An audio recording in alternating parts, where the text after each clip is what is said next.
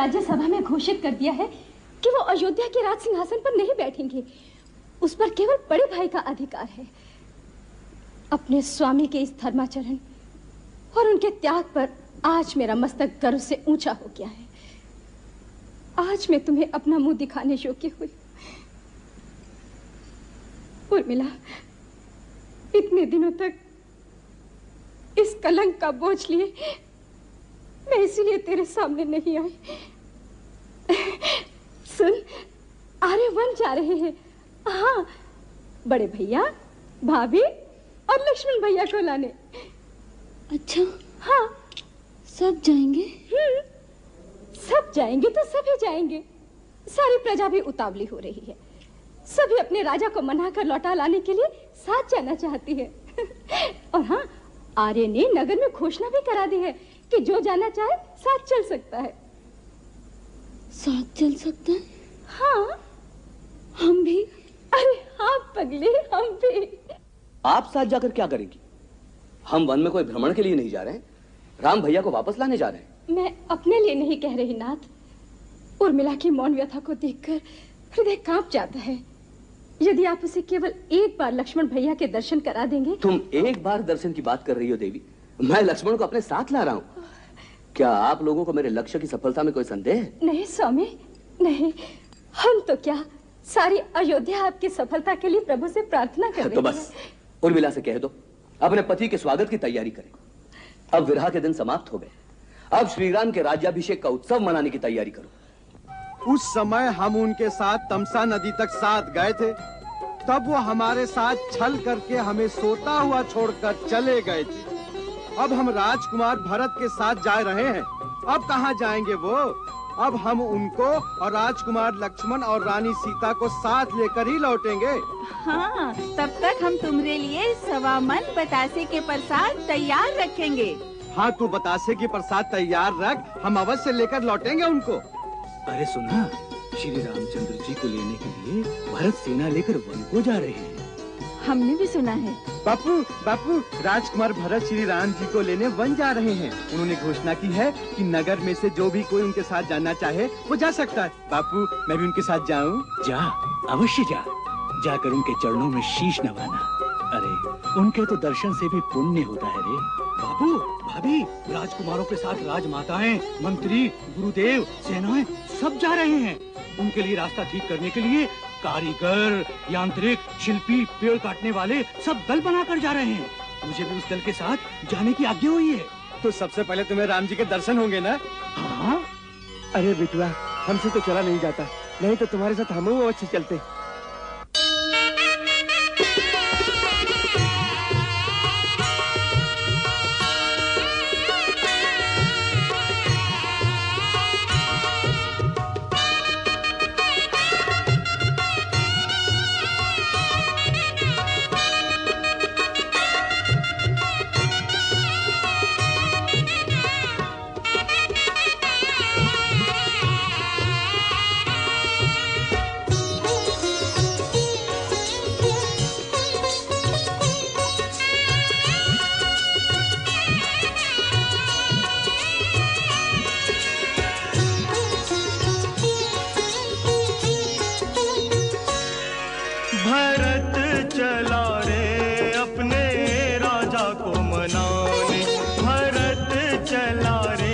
अपने राजा को मनाने, राजा को मनाने, राजा को मनाने, राजा को मनाने, राजा को मनाने, भगत चला रे प्रभु दर्शन पाने।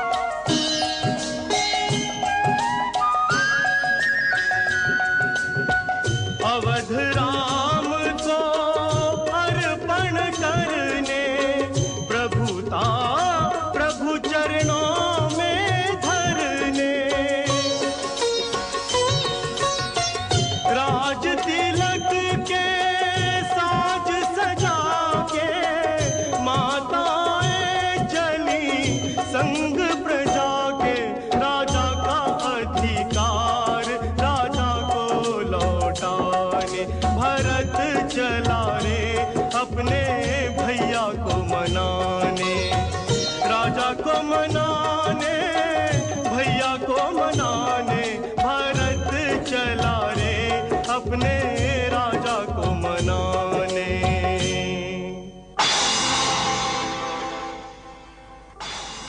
का कहो? अयोध्या के राजा भरत बहुत बड़ी सेना लेके चले आ रहे हैं। अरे ठीक से पता तो लगाए हो ना? हाँ राजा जी, बहुत बड़ी सेना है। हाथी, घोड़ा, रथ आगे सूर्य पताका फहरा रहे हैं। भरत वन में सेना लेके कौन विचार से आ रहे हैं? विचार तो साफ है राजन, कहीं के बिटवा है ना, माथा चढ़ाई दिए हुई। कहीं राम जी राज का अधिकार न मांगे आ जाएं। इस समय वो अकेले हैं। राम लखन दोनों भाई का जंगल में मार के आपन निष्कंटक राज करेंगे। अरे हमरे होते हुए राम जी की ओर कोई तिरछी नजर से भी देखे तो ओकर आंख निकाल देंगे हम निषाद हैं, निषाद। हाथी घोड़ा पे बैठ के आए वालन को ठठरियो नसीब ना होई। भारत और होकर सेना के लिए श्रृंगेरपुर को हम जमपुर बना देंगे। राजन, उनकर इतनी बड़ी विशाल सेना के आगे हमार मुट्ठी भर योद्धा कहाँ तक टक्कर ले सकत हो? अरे चुप कायर कहीं का, ऐसे नहीं जान प्यारी है तो चूड़ी पहन के घर में बैठ जा। अरे सामना नहीं कर सकेंगे तो अपने राम जी के लिए मर मिट तो सकेंगे। हम निषादों की लाश पर ही पैर रखकर भरत गंगा पार करेगा। जाओ बजा दो युद्ध का नगाड़ा।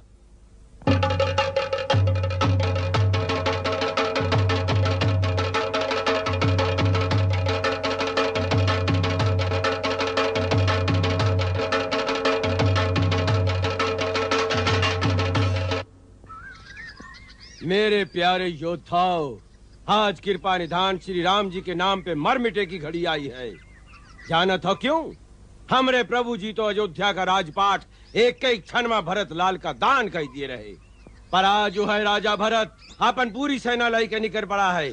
हमरे श्री राम जी और भैया लक्ष्मण जी का वन में घेर के मारे के बदे। ऊ समझे हुई है कि ऊ वन में अकेले हैं। अरे ऊ कैकई का बिटवाई नहीं जानत है कि राम के नाम पे प्राण बलिदान करे वालन से ही भूमि भरी पड़ी है। आज बहुत बड़ी परीक्षा की घड़ी आई है। आज बहुत बड़ी शक्ति से लोहा लेका है।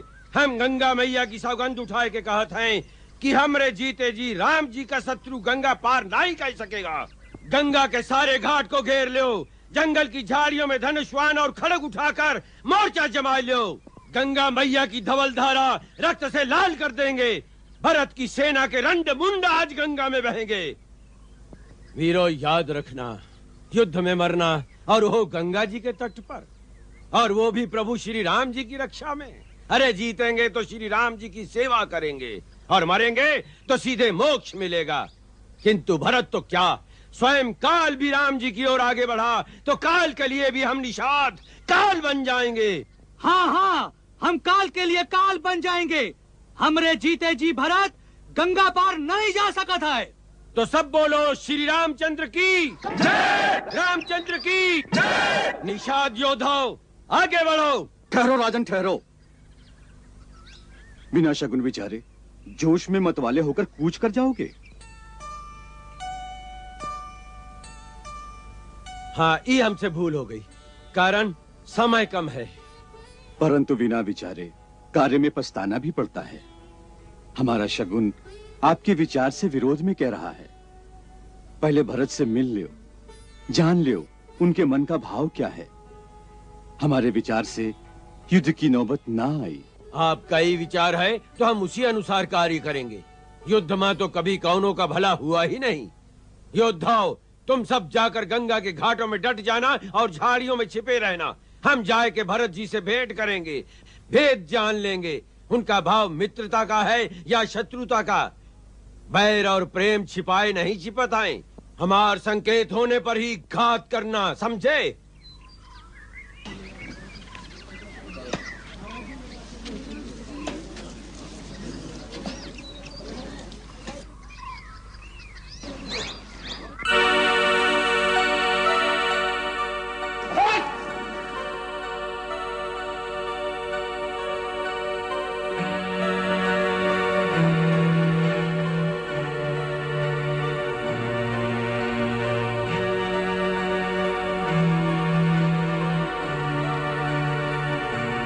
तुम लोग सावधान रहना, कहीं राम का मित्र समझकर पीछे से अकस्मात वार न कर दें। आप चिंता जिन करो राजा जी, अगर किसी ने आप पर आग भी उठाई तो हम वो आंखों निकाल देंगे।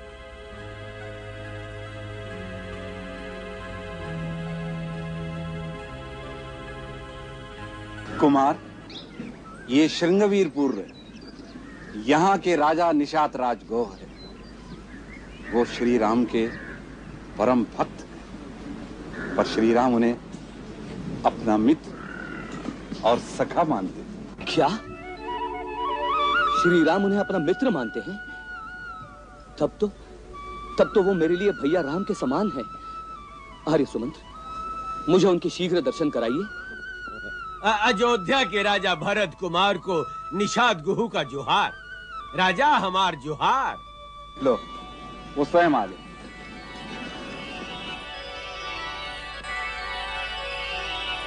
जोहार भरत राजा। नहीं निषाद राज, मैं आपकी शरण वंदना करता हूँ। अयोध्या के राजा, आप भी कहाँ गए रहे हो? भैया आपको हृदय से लगाते हैं, आप मुझे अपने गले से लगा लीजिए। मुझे ऐसा ही लगेगा जैसे मेरे राम भैया ने मुझे स्पर्श किया हो।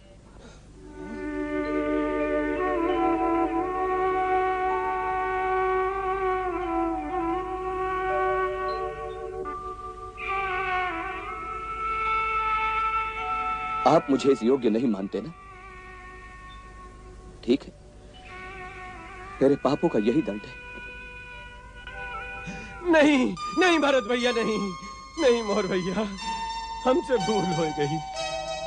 हम तुम्हारा अपराधी हैं भरत भैया।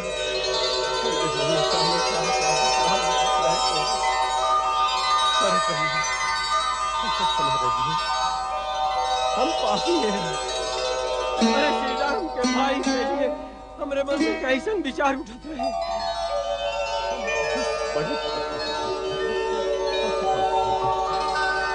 हम तक क्षमा कर दो भैया, हम आपका जाने नहीं। आप तो सचमुच रामायण का दूसरा रूप है। बिल्कुल वही राम भैया जैसा स्नेह है आपके हृदय में। शत्रुघ्न, इनके चरण छुओ। यही राम भैया से कह के हमें क्षमा दिला सकते हैं। नहीं कुमार, नहीं नहीं। जोहार मंत्री जी। श्री राम जी सच्चे कहत रहे कि हमार भरत बहुत महान है ना? भैया मुझे याद कर रहे थे। हाँ, बहुत बहुत याद करत रहे। घास के बिछौने पे सोए सोए सारी रात आपे की बातें करत रहे। घास के बिछौने पर? भैया घास के बिछौने पर सोए थे? हाँ, वो देखिए, वो जौन वट वृक्ष के नीचे घास का बिछौना है ना, उसी पर भैया राम और मैया सीता पूरी रात सोए रहे।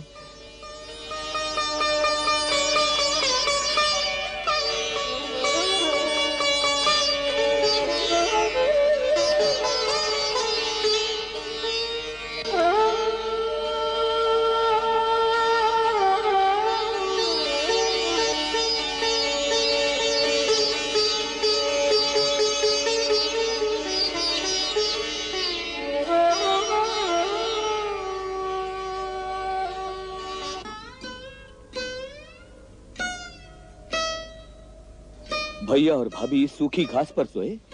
हाँ कुमार जी, हमार प्रभु श्री राम ही सोए हुए थे। हमार बिछौना नहीं लिहन और हमार परोसा हुआ भोजनों नहीं खाए।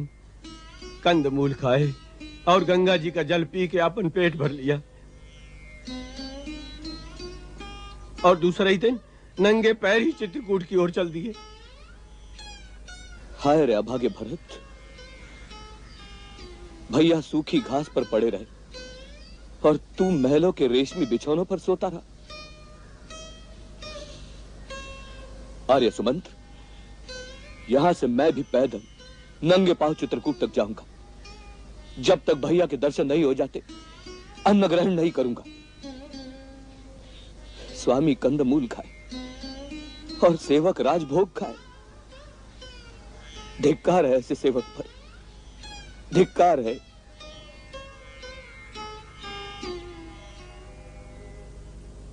वाह भरत वाह, तेरे जैसा राम भक्त इस संसार में दूसरा नहीं होगा। हमने भरत जैसे महात्मा पर व्यर्थ ही संदेह किया। ऐसा परम त्यागी महात्मा इस धरती पर युगों युगों में जन्म लेता है। इतना विशाल साम्राज्य तिनके के समान त्याग दिया। विधि के खेल निराले हैं। कैकेयी जैसी विषैली बेल पर अमृत जैसा फल कैसे पैदा हुआ? कैकेयी के तो कलंक लगना ही था, जो उसने कुबड़ी के बहकावे में आकर के इतने बड़े अनर्थ का कारण बन गई। न जाने विधाता ने कौन से अपनी स्वार्थ सिद्धि के लिए कैकेयी की बुद्धि हर ली। और नहीं तो क्या वो अपने जाए बेटे को नहीं जानती थी? या वो राम से स्नेह नहीं करती थी? या अपने पति का मंगल नहीं चाहती थी? परंतु इसीलिए तो कहा गया है, जही विधि दारुण दुख देही, ताकि मति पहले हर लेही। अब कितना पछता रही है बेचारी। गंगा तीर पावरी त्यागी, नंगे पाव चला रे बैरागी। सिर भर जाऊं उचित असमोरा, सब ते सेवक धर्म कठोरा। पुण्य प्रयाग ही कीन्ह प्रणामा, पहुँचे भरद्वाज के धामा। जो कुछ भी हुआ उसमें तुम्हारा कोई दोष नहीं, सब विधि का खेल है। तुम अपने मन से ग्लानि को निकाल दो। मेरे कारण इतना बड़ा अनर्थ हो गया, उसकी ग्लानि मन से कैसे जा सकती है? मुनिवर, अयोध्या के राजवंश पर ऐसी विपत्ति का समय पहले कभी नहीं आया। विपत्ति के समय ही किसी जाति या वंश की सभ्यता और संस्कृति की परीक्षा होती है भरत। तुम दोनों भाइयों के त्याग ने इन विपत्ति के क्षणों को रघुकुल की कीर्ति का अवसर बना दिया है। हे महर्षि भरद्वाज, आप मुझे आशीर्वाद दीजिए। भैया राम मेरे हृदय के भाव को पहचाने और मेरा ये प्रयास सफल हो। चिंता न करो वत्स, जो कुछ भी होगा उसी में जगत का कल्याण निहित है। सदानंद, देखो महर्षि वशिष्ठ की पूजा वंदना समाप्त हुई। हम उनके दर्शनों को जाना चाहते हैं।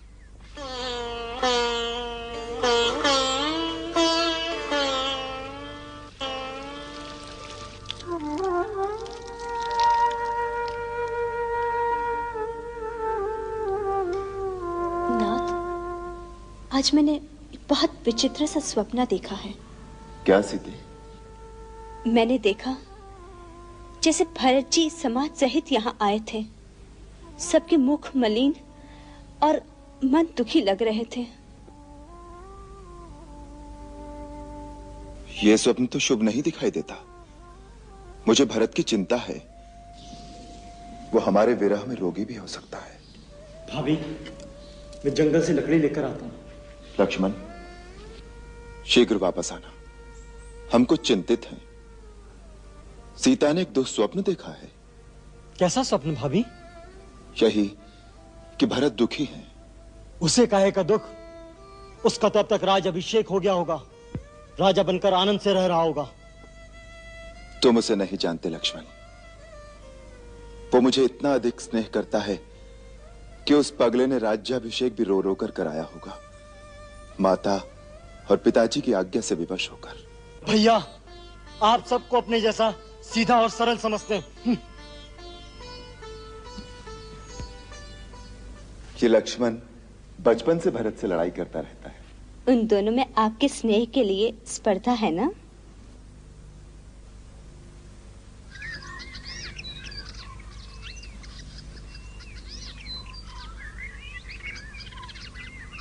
क्या यही चित्रकूट है? जी। तो जाने भैया राम की कुटिया कहाँ होगी?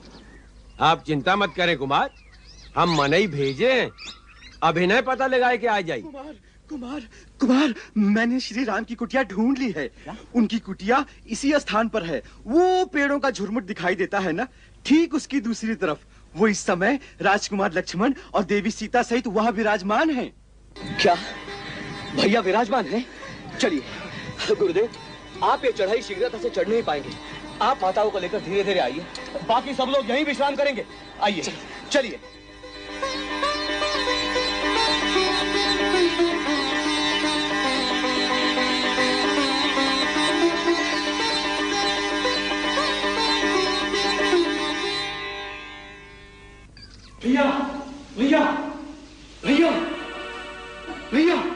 हुआ लक्ष्मण?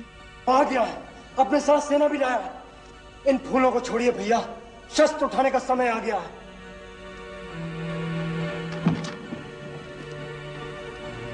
अच्छा हुआ वो खुद चलकर आ गया। आज मैं उसे जीता नहीं छोड़ूंगा। क्या बात है लक्ष्मण, कौन आ गया? आपका चहेता भरत। क्या भरत आया है? कहाँ है? चित्रकूट तक आ गया है। मुझे वन में भील और कौल मित्रों ने आकर कहा, अयोध्या का राजा भरत अपनी चतुरंगी सेना के साथ चित्रकूट आ रहा है। मैंने स्वयं पेड़ पर चढ़कर देखा तो मुझे सच सेना दिखाई दी। अपनी सूर्य पताकाएं लहरा रही थी, साथ में घोड़े और हाथी भी थे। इसका अर्थ है वो अपनी पूरी शक्ति के साथ आक्रमण करने आ रहा है। आक्रमण? किस पर? आप पर। और किस पर? राज्य पाकर उससे राज का मत संभाला नहीं किया। किसी ने बुद्धि दी होगी कि मूर्ख, इस राज पर तो असली अधिकार श्री राम का है और श्री राम प्रजा को प्यारे भी हैं। एक न एक दिन ये प्रजा तुझसे राज छीनकर श्री राम को दे देगी। बस उसने सोचा होगा इस समय दोनों भाई वन में निस्सहाय अवस्था में अकेले हैं, दोनों को समाप्त कर अपना राज निष्कंटक कर लूं। उसे नहीं पता था कि अभी तक लक्ष्मण जीवित है। क्या अनर्गल बातें कर रहे हो लक्ष्मण? भरत की बुद्धि ऐसी कुटिल कभी नहीं हो सकती। क्यों? क्यों कुटिल नहीं हो सकती? जिसकी मां की बुद्धि इतनी कुटिल हो तो उसके पुत्र की बुद्धि कुटिल क्यों नहीं हो सकती? यदि उसके हृदय में कपट नहीं होता तो अपने साथ हाथी, घोड़े और सेना लेकर नहीं चलता। भैया, भरत आपकी दृष्टि में एक साधु पुरुष हो सकता है, लेकिन राजमत पाने के बाद राज का मत किसी से सहा नहीं जाता। अरे मानव तो क्या, इंद्र जैसे देवता भी राजमत के नशे में चूर होकर उचित और अनुचित भूल जाते हैं। आज राज शक्ति के नशे ने भरत को अंधा कर दिया है। वो आपको निस्सहाय और बेसहारा समझकर आपकी हत्या करने आ रहा है। नहीं लक्ष्मण, नहीं। आपको मेरी सौगंध है भैया, आज मुझे मत रोकिएगा। मैं आपके चरणों की शपथ खाता हूं, यदि मैंने क्षत्रिय कुल में जन्म लिया है और मैं सच्चा रघुवंशी हूं तो आज वे दोनों रणक्षेत्र में मेरे हाथों मारे जाएंगे। जिस तरह एक सिंह हिरणों के झुंड को कुचल देता है, उसी तरह मैं उसकी चतुरंगनी सेना का नाश कर दूंगा। तभी यह मेरा धनुष धारण करना सार्थक होगा। भैया, यदि आज भगवान शंकर भी उसकी सहायता के लिए आ जाएं, तो मुझे राम की दुहाई है, मैं भरत को जीता नहीं छोड़ूंगा।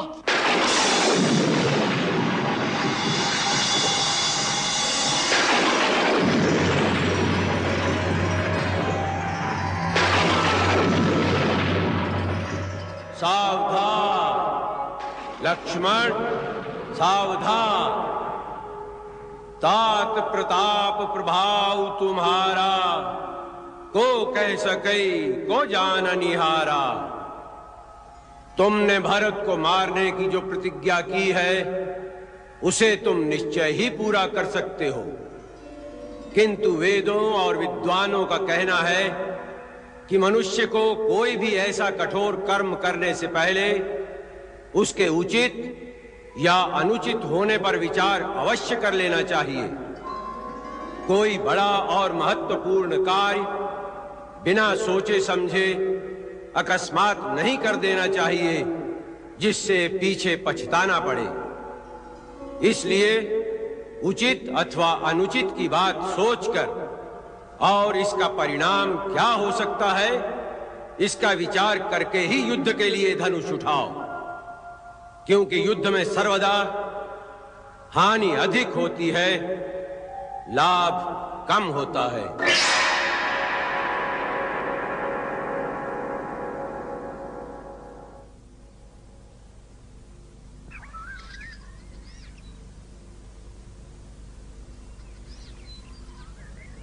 लक्ष्मण, ये आकाशवाणी सुनी तुमने? जो उचित और अनुचित का भली भांति विचार किए बिना किसी काम को जल्दी में करते हैं, वो पीछे पछताते हैं। मुझे तुम्हारी वीरता पर और तुम्हारे पराक्रम पर किंचित भी संदेह नहीं है। तुम क्रोध के आवेश में भरत को अवश्य मार सकते हो, परंतु जब तुम्हें पता लगेगा कि भरत पर तुम्हारा संदेह मिथ्या था, तो क्या फिर उसे जीवित भी कर सकोगे? परंतु भैया, जो आंखों से दिख रहा है उसे आप संदेह कह रहे हैं? कभी कभी आंखों से देखा हुआ भी सत्य नहीं होता। राजपद का प्रमाद साधारण मानव को हो सकता है, इंद्र जैसे देवता को भी हो सकता है, परंतु भरत का स्थान देवताओं से भी ऊंचा है। वो एक महामानव के रूप में महानता की परिसीमा है। जिस प्रकार खटाई की एक बूंद से क्षीरसागर का दूध नहीं फट सकता, उसी प्रकार अयोध्या तो क्या त्रिलोक का राज्य भी भरत को दे दिया जाए तो भी उसे राजमत नहीं हो सकता। आपके इसी साधुपने में हमने अपने हाथ में आया हुआ राज छोड़ दिया। सारी प्रजा आपके साथ थी।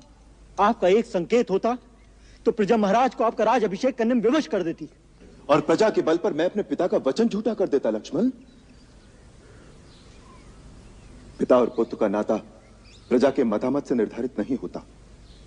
इसी प्रकार भाई और भाई के बीच फैसले तलवार से नहीं किए जाते।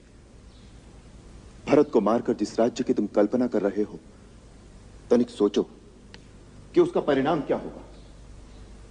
यदि अपने भाई ही ना रहें तो राज्य के सुख भोग में क्या आनंद मिलेगा।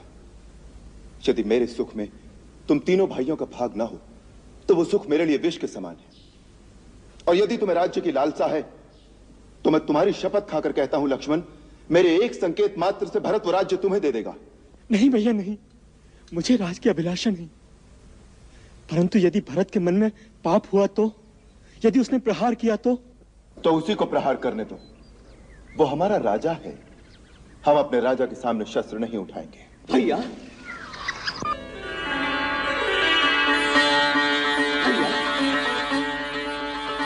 भैया भैया मैं आपकी शरण में आ गया हूं। भैया आपकी शरण में आ गया हूं।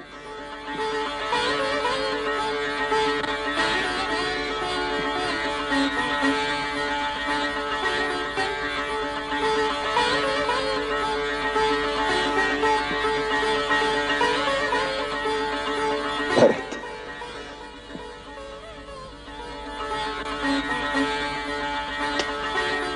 भरत,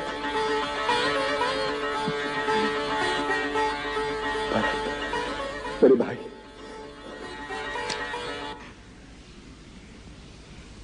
नहीं भैया, जिस पापी के कारण आपकी यह दशा हुई है उसे भाई मत कहिए। मैं अब इसका अधिकारी नहीं।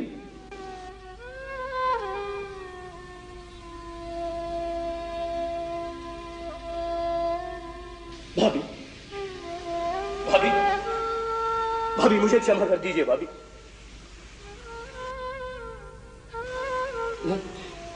मैं एक निर्लज की भांति आपके सामने आ गया हूं। आप सबकी ये दशा देखने से पहले तो अच्छा होता कि मुझे मृत्यु आ जाती। नहीं देवर जी, ऐसा न कहिए।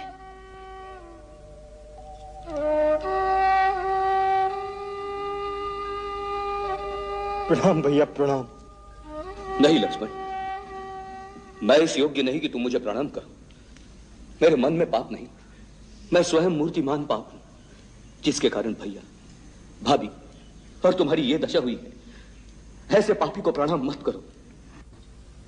मुझे माफ कर दो भैया, मुझे माफ कर दो। मेरे मन में आपके लिए दोष आ गया था और मैंने आपके ऊपर धनुष उठाया। तो वो बाण चलाया क्यों नहीं पगले? वो बाण चला देते तो मेरा बहुत बड़ा उपकार करते। फिर मैं भैया के सामने अपना एक कलंकित मुंह लेकर तो नहीं खड़ा होता। मेरी कुलघातिनी माता के पापों का मुझे यही दंड मिलना चाहिए। भरत, माता के लिए ऐसे अपशब्द कहना पाप है। तुम तो धर्म के अवतार हो। मेरी कैकेयी माता के लिए मैं तुमसे ऐसे शब्दों की अपेक्षा नहीं करता। भैया, इस परिस्थिति में मेरी बुद्धि मारी गई है। मेरे सब दोष क्षमा कर दो। मैं अपने पापों का प्रायश्चित करने ही तो आपकी शरण में आया हूं। धीरज से काम लो भरत। भैया